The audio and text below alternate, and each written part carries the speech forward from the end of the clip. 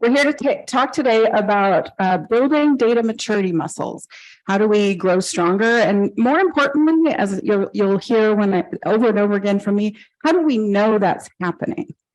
So this is really about building institutional self-awareness about, hi, Susan, it's good to see you in person. Institutional self-awareness about first where we are, as any good self-awareness teacher will tell you, right? First, you got to figure out where you are and then where you want to go. And then how do we keep track of how we get there? So you'll be hearing some different versions of that along the way. Any housekeeping I need to do, Twyla? We've recorded. We have one person online. Okay. Everybody, can you hear me okay? If the mic, I'm not really used to performing, so if I start to not sound clear, let me know. Just raise your hand. So introductions, I am Jennifer Wilken. I've worked at ASU now for about 18 years, 2 years shorter than Michael Crow's tenure, and I've been trying to keep up ever since, right? So I have this delusion, if I had just started at the same time, I wouldn't feel like I was always behind, but I think that's probably delusion. I worked in essentially the enterprise planning office, and then I worked in the budget office. And then about 12 years ago, I moved into the provost office. My current assignment is as associate vice provost for the academic enterprise data strategy analysis and planning. And what that means is like this stuff, I'm into it, right? So whatever it is, central, decentralized work. We talked a lot yesterday in my session about, there's a lot of individual contributors. There's some things we do at scale. All of that in some way or fashion is of interest to me. So I'd like to get a sense of who's in the room, if you don't mind. I do recognize many of you, and it's exciting because some of you have only seen your face. But if you wouldn't mind, just shout out your unit for me. You don't have to tell me your name, but then I'll get a better sense of kind of who's in the room. Data success. Right. Planning budget. Oh. Hi.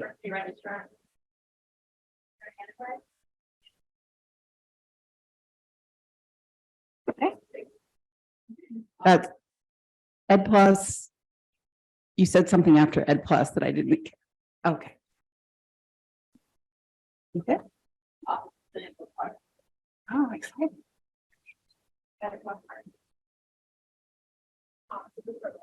All right. Oh, good. We got a college. You're representing. Psychology, more college representation. Good. Okay. Excellent. All right. That gives me a good sense. We got a really good cross section. Like we should be able to really make some decisions today. So this will be great. All right, so this is our agenda. We're going to talk about what is a maturity model, and then specifically what is a data maturity model. And then most of our time together really will be spent brainstorming together about what would matter to us. What would we want an ASU specific model to include? What would that do for us? So be ready for that. Oh, how did that get in there? I love starting with this. I don't have a strong connection yet, but we're going to come back to it at the end and say, why does it matter that we have a data maturity model, right? We're going to get all geeked out and excited about it. This is what we're here for, right? So thinking in terms of our charter, what is it how are we being good stewards of this charter? How are we actually advancing these high aspirations that we have in our work together? Is an important place to start. So what is a maturity model? Is anyone familiar with a maturity model? Have you worked with one in any context? Not data necessarily, but any maturity model? No? Okay. Good. Now I can make it all up. No, I'm just kidding.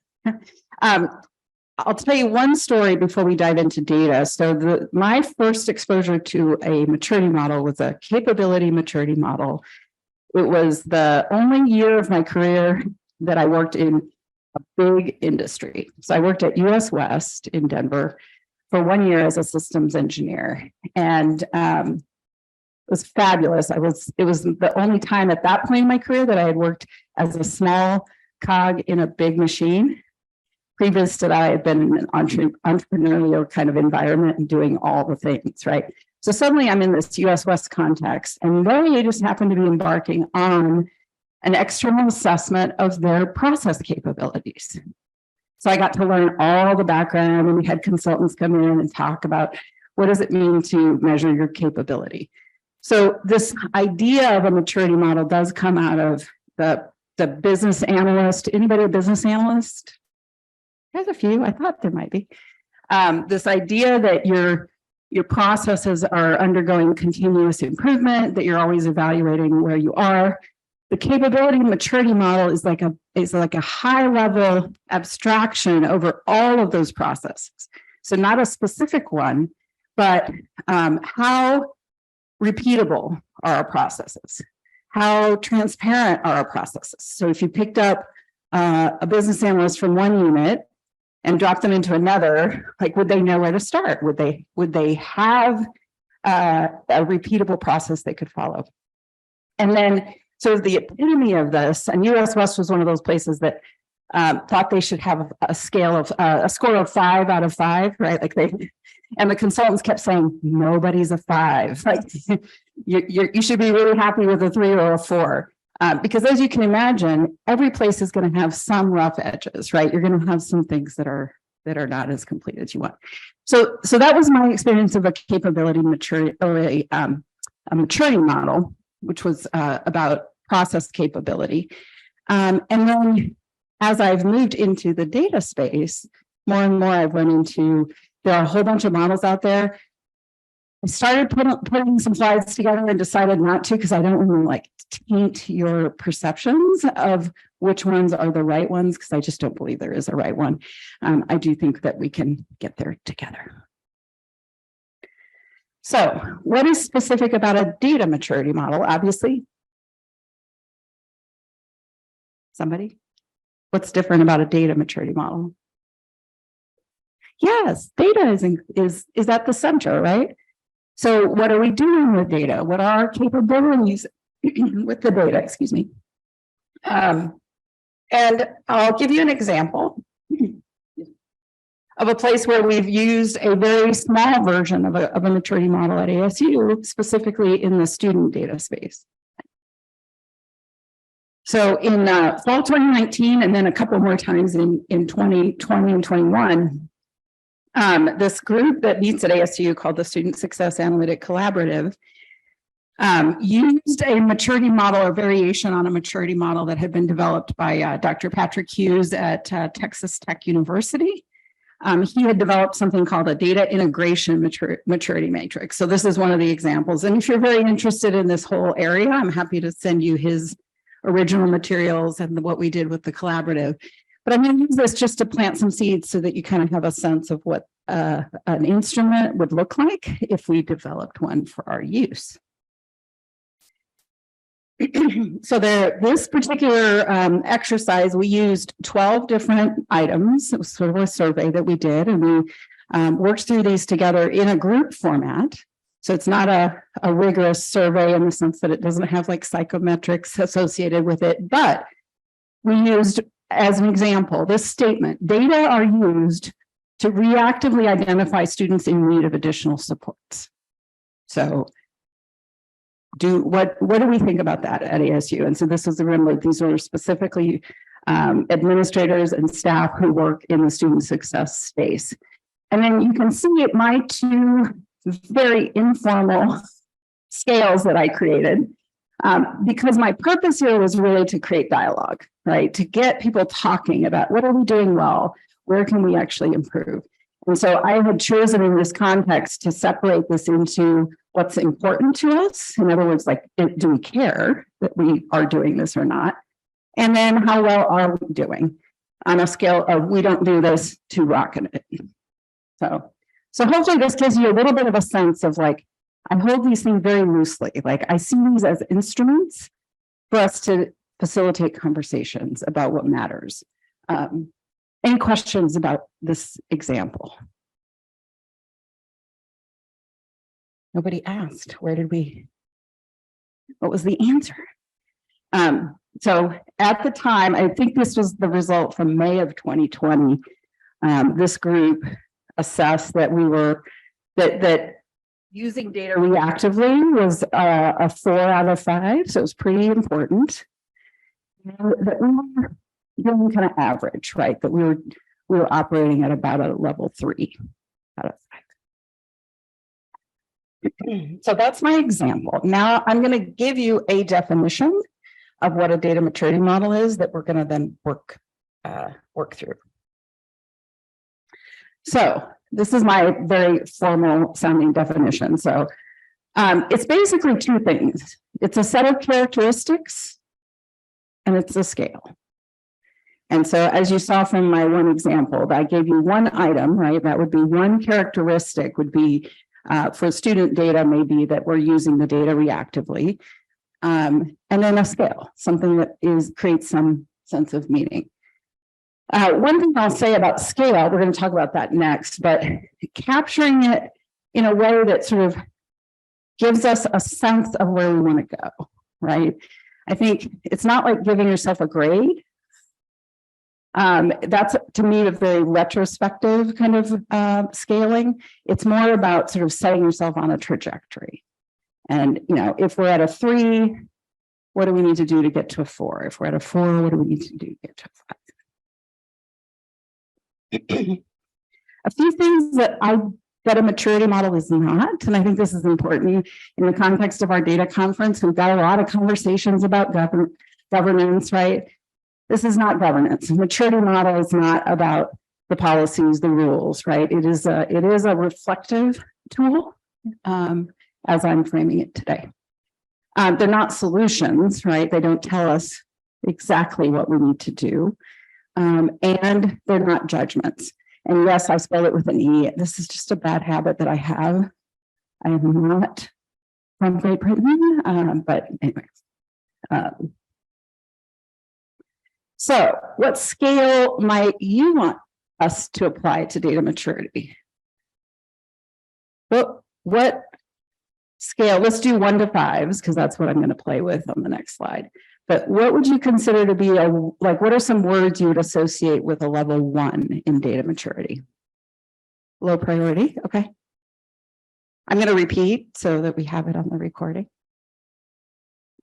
Anybody else? Low end of the scale. What are some words that come to mind? Silos. Okay. Manual. Chaos. Ooh, I like that. Denotes something, right? Like that would get people thinking. Inconsistency, is that what you said, Max? Yeah. Yeah. Irrelevant. Nice. All right, now other end of the spectrum. So it's easiest to come up with the 2 endpoints first, right? So what's a 5 in data maturity? What are the words that would come to mind? Integration. Okay. You can't even imagine a 5. Oh, come on, it's ASU. Like we can imagine a 5. Validated. Yeah. Agility. Ooh. You're the process analyst, right? Or you're the business analyst, right? Yep. We say intuitive, but intuitive. I feel like data is often complex, but it's never really going to be. Yeah, hold that thought. You might be thinking of the item and not the scale, but I think I see where you're going with that. I think we'll come back to it. What's a 5? What's the epitome of data maturity? Actionable. Okay. Lean, is that, or clean? Okay. Yep. All right. I'm going to show you some of the, I actually mixed several different scales that I found so that it wouldn't be like normative, that this is the one we're going to pick. But you guys touched on some of these things, right? So at a 1 level here, we've got no evidence, negligible, invisible. And at the 5, we've got optimized, strategic, excellent, maximized. Any of those resonate? Any of those like stir up a new idea?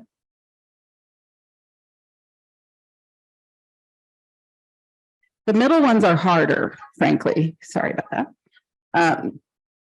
because you start to get into nuance and kind of parsing words, right? Which you'll see in the student collaborative one that I didn't even try to define those middle terms, right? Just where are we between 1 and 5? How close are we to one end of the spectrum or the other? And I do think that works reasonably well, especially just in a dialogical kind of process. If you're going to capture, and Josh is doing the Calibra session right now, but he wants to put all this in Calibra. If we're going to do that, we probably need to have a name for, what is a 3? What is a 4? And it is helpful when you're trying to work on improving, because then you're trying to say, okay, are we going from visible to measurable? What does that look like? That to move something from, everybody kind of knows it. Like this is the place where I talk a lot about how we have a strong oral tradition in data at ASU, and it's fabulous, right? People talk, people share, but you try to find that thing written down and you're out of luck. So how do we think about that evolution and what that might look like to move ourselves from an oral tradition to something else? And what is that something else that we want? This is kind of where I'm going to leave it on scale.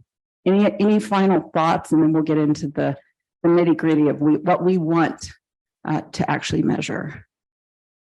Anybody have a brilliant new, what's a 3? Nobody wants to be average, right? You'll notice I did not put average on there anywhere, especially at ASU. We're all above average. All right, so now here's the fun stuff. Some of the things you all threw out, I think you'll be able to reuse here at this stage.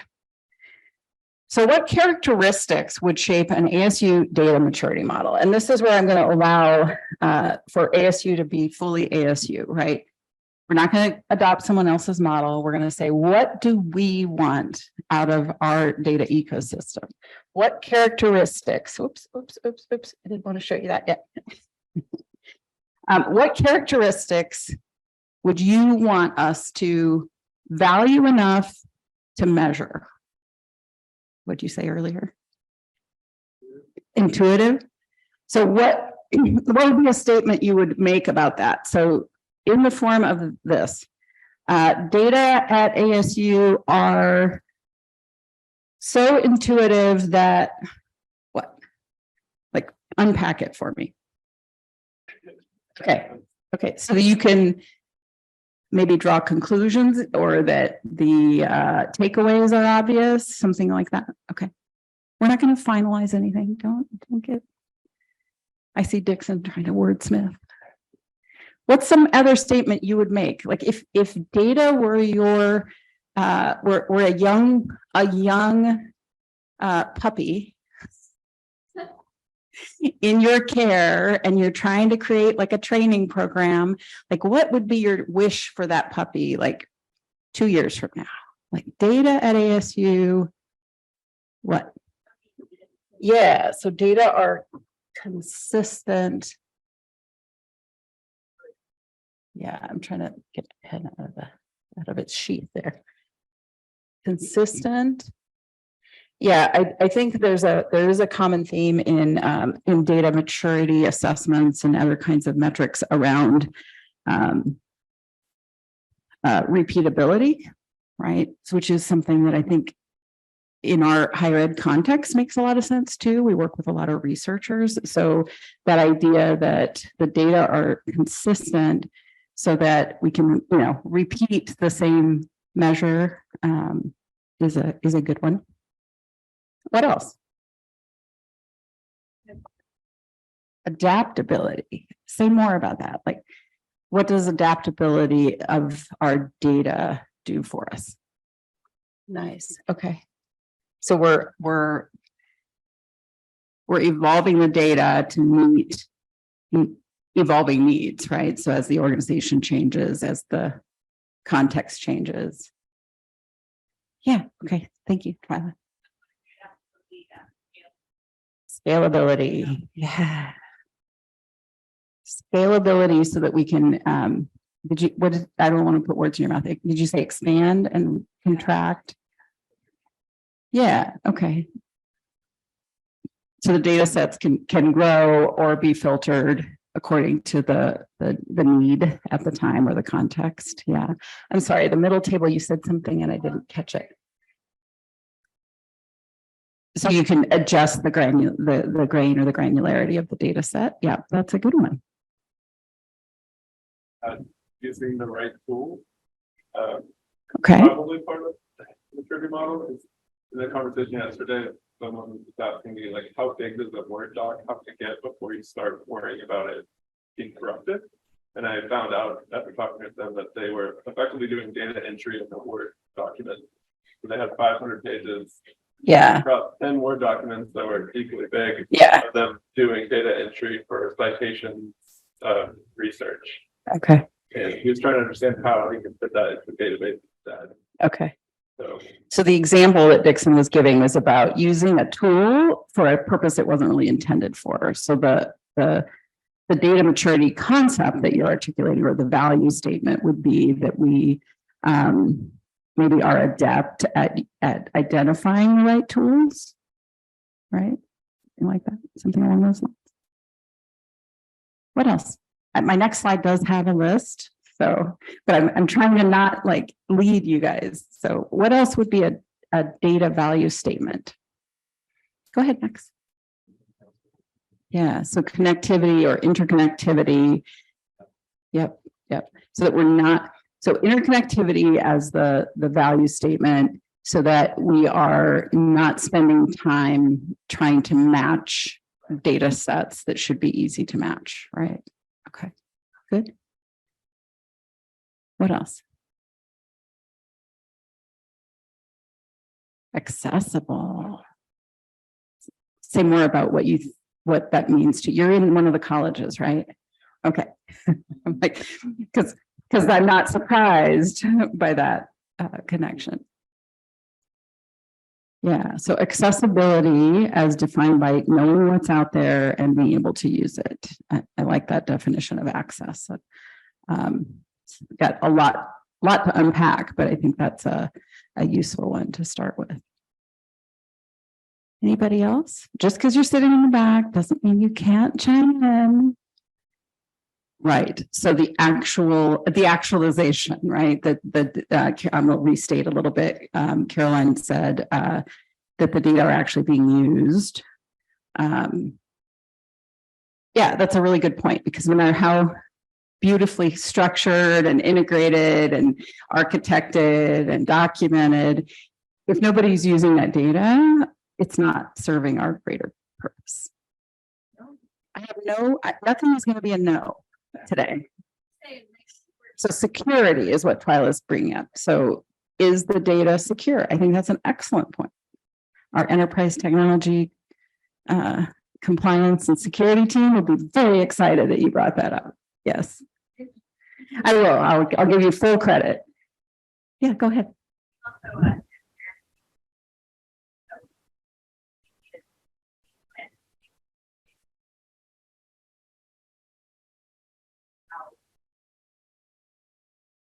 How liable, like where data is coming from, why data is included in it. Yeah, but you start the word transparency, I think is more, it strikes me as more precise than governance. Governance means a lot of things to a lot of people. So if we stick with transparency, and then you unpacked it a little by talking about changes in the data structures, right? So transparency specifically about what is changing in the enterprise set of assets, right, in the ecosystem. Those are really challenging at ASU, right? We talked a lot yesterday about communication. Like, what is, on the one hand, we're bombarded with information, right? But what we want to know, we want to know. So that transparency is not an easy one to sort of find that perfect middle way. So I like having that in our thought exercise here. Anybody else? accessibility, but I would add in the more traditional sense of the term or official sense of the term. When we put out data for the public, like facts.asu.edu, if you're trying to make an informed decision, if you should go to college or not. We had to make sure that when someone tries to export the data, Right. Can they read it? Is it in a good summary? Like, are they getting a pivot table in Excel that they can then use a screen reader for? We learned a lot about Tableau's limitations with that, how you have to configure it. Yeah. So, So accessibility in the true sense of that word, making sure that our assets are accessible, structured correctly, technologically wrapped with accessibility options so that everyone has the access that they need. Anything else? I'll show you the list in a second. And then you're gonna be like, I was thinking that. So you guys hit on a lot of these. And this is an aggregation of 2 or 3 different meetings that I've had with people who like to think about these things. And so this has a little bit of Josh Johnson in it, a little bit of Caroline, even though she doesn't know. So we actually touched on a lot of these concepts, maybe slightly different terminology, actionability, right? One of the ones, this sort of local or operational value, I want to talk about this a little bit because I need help sort of unpacking. I know what I mean by this, but I need your help sort of reflecting with me on it. So I think to this question, Caroline, you brought up sort of, is it being used, right? What I observe in the data landscape at ASU is that some data is being very richly used locally, but we're not tapping into it, and it has huge potential sort of for the enterprise or in a broader sense. I don't want the maturity model to penalize for this excellence that's been achieved locally. I want to measure that separately than sort of this macro understanding of the data. And frankly, some data may not make sense at the macro level, right? There may be data that is only appropriate to be used locally, like in an instructor's classroom, notes they're making about students' support needs. Like, they're making good use of that data, they're referencing it, they're keeping track of it, they know what it means. That would be optimized in one sense, right, in terms of its local reality. And we wouldn't want it to be in the enterprise warehouse. We wouldn't want it to go anywhere else. So I think what we're grappling with sometimes with maturity models, and especially at ASU, is it's not just a one, blanket assessment we're going to have to make. It's really unpacking both the multiple layers of kind of local versus centralized enterprise assets and, different pockets. So we've got facilities data, and it may have a certain shape and be at a certain level of maturity. And student data, subgroups of student data are at different stages of maturation. Our admissions data, I would say my instinct says it's pretty mature on most of our metrics that we might come up with.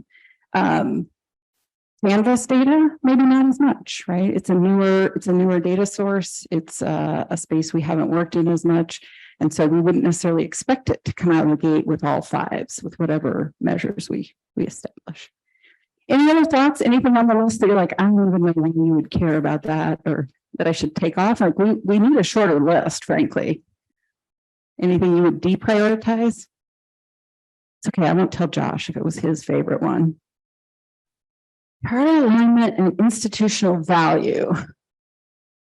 Those came out of 2 different lists. So I think it's a very good question. I think they probably are related. So institutional value might be a little more tactical, whereas charter might be more about have we had the conversation about the appropriateness of this data and whether the right people are using it? So it may be a little bit more philosophical versus tactical. But I think we may end up wanting to merge those just because of, like I said, we don't want 20 different items. Anything else? Anything surprise you on this list? Yeah, so what I would say, so each of these would need to be unpacked into an item. So we would want to say something like, I'm going to pick on facilities just because it feels kind of neutral. Anybody from facilities here? No, okay, good. All right. So I don't know a ton about facilities data, but it is a separate, there's separate data stores and tables and all that. So if we were to say facilities data, we're trying to score facilities data on DEI readiness, we might make a statement like this. Facilities data are structured and secured and documented to make sure that they can be used appropriately for DEI initiatives. Something along those lines, right? And I think we've been exploring this concept a lot in the student space, sort of what do we know? How did we collect that data? Is it even appropriate to use for certain kinds of equity questions? There are places we collect data for one very specific purpose and we try to use it for other things and it doesn't work very well, right? That wouldn't be the epitome of mature. That would be, a 2 or a 3. We're making the best with what we've got is kind of the 2 or 3 kind of space. Good question. Anything else? Let me check my time here. Okay, we're fine. All right, so I thought we would now just try to go a little bit deeper on one particular item. So I picked documentation because I think unless there's someone who strongly disagrees, I think documentation is a place where we could be well served to kind of think about where we are and where we need to go. So I took a stab at a statement that we might use to actually assess documentation maturity. ASU data are thoroughly, completely, and clearly documented. I'll let that soak in for just a second, and then I'm going to give you a little spin on it. So if you're like me, you start thinking about ASU data and your head just starts spinning because you're like, but what is it? Are we talking about student? Are we talking about HR? Are we talking about research? So I do think at ASU, we're going to have to always have some kind of qualifier, right? ASU facilities data are fairly, completely, and clearly documented. Otherwise, I don't think we're going to make good progress. So is that statement clear? Is it developmental? Does it feel like it would push us forward? Would we know what it means? Tell me what you think. How can we improve that statement? Right. So there's something and I don't know if you use the word consistent, but what I kept thinking was that somehow we need to make clear that consistency is an important aspect of documentation, right? And then you're also talking about, I think, different sources. So maybe we need to think about adding something that makes clear that this doesn't just mean 100 different people have 100 definitions on their desktop for 100 fields, right? Like that is thoroughly documented, but it's not doing anyone any good because it's not consolidated or consistent. So go ahead, Scott. So take a more process lens on the statement itself so that we've got a more active sort of statement to work with. Yeah, I can see that. If you have a good one, write it down so we can. Right. Yeah, I've seen some of those too. It's a starting point, right? Yeah, so I'll just rephrase a little, specifically the piece about, sort of some definitions may be so obvious that they're not helpful, right? Like course end, the course is the day the course is ending may not actually provide a lot of value. That's an interesting one. I'll have to think of what adjective that would be. Like helpful, useful, like those kinds of things. We can measure those things, right? We can react to something and say, this is not useful. Any other thoughts? Right. Yeah, we could mince it, right? We could parse it out and say, if documentation is so important that we want to separately assess its completeness versus its clarity, right? That we could unpack that and make that 2 different items in the assessment for sure. So this is really just a blank slide. So just to deepen our thinking a little bit. And I think some of you were already going here. So why does it matter, right? You're trying, I'm sorry, I don't know your name in the blue sweater. Gemma, okay. So you're trying to understand something because you don't look like your Slack picture.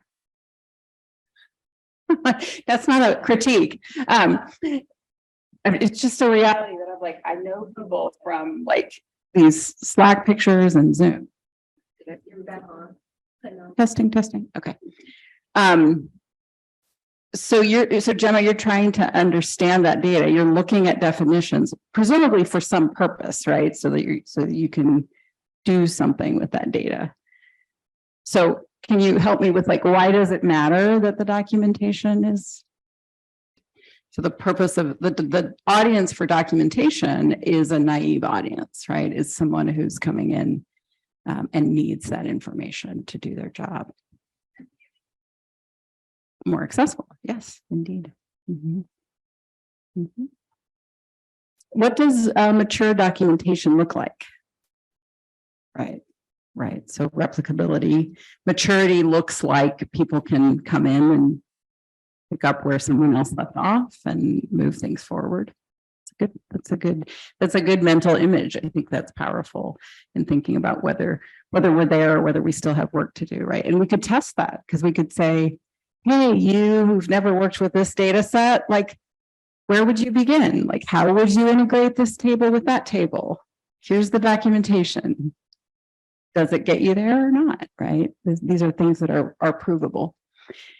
With documentation in particular, how would you measure progress? So kind of like last modified date, right? Like you wouldn't want that to be 5 years ago in most cases at ASU. That's a good one, yeah. What else could we look at to measure whether we're making documentation progress? Yeah, there's like that's a signal of staleness, right? I think you were the one who used the word agility before too, which is challenging in that space, right? Like how do we keep up with the ever changing tides? Go ahead. Yeah, I'm going to paraphrase a few parts of what you talked about, Max, but I think you're alluding to the process that we wrap around the actual output, right? So if documentation is seen as just a static output, that may not signal the kind of real maturity we want as an ecosystem and as an institution. So being able to elevate as part of this measurement that there are processes in place for, you didn't use this word, but sort of stewardship, vetting, right? And renewal of those assets, that's an important piece of maturation.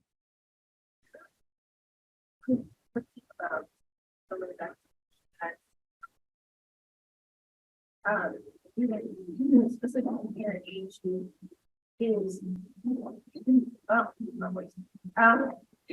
sorry, collaborating.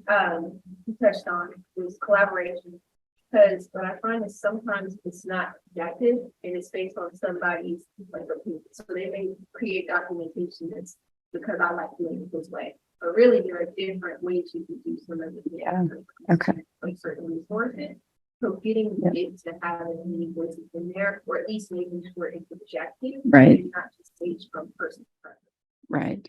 Yeah. So I'm going to restate a couple of things that I think are particularly important to capture. One, that the documentation work will always have some lens, right? Like someone's writing that from a perspective. So the more we can actually include other voices in that process, the more we'll have a robust set of documentation. Is that okay? Make sure I'm not twisting your words for the record and final segment. All right, so I think we're almost out of time. I'm going to, close your eyes so you don't get dizzy. I'm going to go back. I can go. going to go back to our list here because I had only intended to spend that sort of deep dive on two things. The one that I had up in the queue next was data quality, which is actually is on this in this list. But I'm curious, while I have you as a sort of semi-captive audience, aside from documentation, it sounds like we have a lot of like things to unpack in that one. What if you had to pick one other from this list or from your own list that we brainstormed earlier, what would you want us to work on? Because I think we probably would be well served to kind of parse this out and say we're going to work on our maturity in one or two areas. You know, sort of let that evolve as we figure out how to keep track of it, how to socialize it, how to bring people in and around the table, et cetera. So what would be your top priority? Quality, quality, quality, quality. We heard like echoes. Quality. So we got lots of quality, strong argument from Gemma on quality. And then what was the question about usability? Were you just saying those are sort of related? The one that I'm a little torn on is the accessibility, right? So the conversation we had earlier about kind of who knows what's there and how do they get to it. I actually think that's quite challenging for us, and it would be healthy for us to be tackling that one too. And there's not a number that we have. Like if we want 3, we can have 3. We can start. Actionability, I think, is well aligned with our institutional or enterprise ethos, right? Like we have a lot of energy for action, right? So that might, come on, my battery, no, it's just a little flaky. So that might serve us well just in getting enthusiasm about this work from people who maybe aren't going to see that one. I'm going to turn that one off first. Just testing. Okay. We may not be quite as excited about creating a data dictionary that is incomplete, but might get really excited about action, right? So that might have a good complementary kind of nature if we're prioritizing and want to get more people in the room and talking about these questions. All right. Just going to fly through what I had. So I'm going to end with 2 propositions that you can accept or reject as you see fit. And if you want to debate them, I can do that. So my first proposition is that a maturity model would serve ASU's goals, that we would be well served to advance this kind of conversation in a more formal way. I decided, okay. Everybody close your eyes. If anybody disagrees, say no. Try to make it safe. Okay, you can't disguise your voice, or really, unless you're a ventriloquist, that could be challenging, but okay. All right, you can open your eyes. You can email me later with your no, so that you have a safe place to dissent. I changed it a little because I actually think this is my proposition, which is that developing a maturity model together will serve ASU's goals. I'm like, people and process and community building is what matters to our agility, to our ability to respond and actually adapt. And so proposition 1, I'm like, I could actually debate that one. Proposition 2, I'm pretty convinced. So close your eyes. Anybody say no to proposition 2? If you do, I'm just going to say, okay, we're going to do it by yourself. No, I'm just kidding. All right, you can open your eyes. But if you have thoughts, if you want to be a integral part of whatever we decide to do next in this space, data strategy and sort of how they work with enterprise technology from the provost office in particular is my world. So if you want to participate in that process, I'm happy to include you. We'll figure out what that looks like. They're having a session right now about Calibra, which obviously has some very real implications in terms of our documentation maturity. And so Josh wanted to go to this session. I wanted to go to his session. For whatever reason, they split us up. But we will be talking to him about what we came up with today and how we might advance at least a few of these measures together. Thanks for being here. I really appreciate you all. It's really fun to see you in person.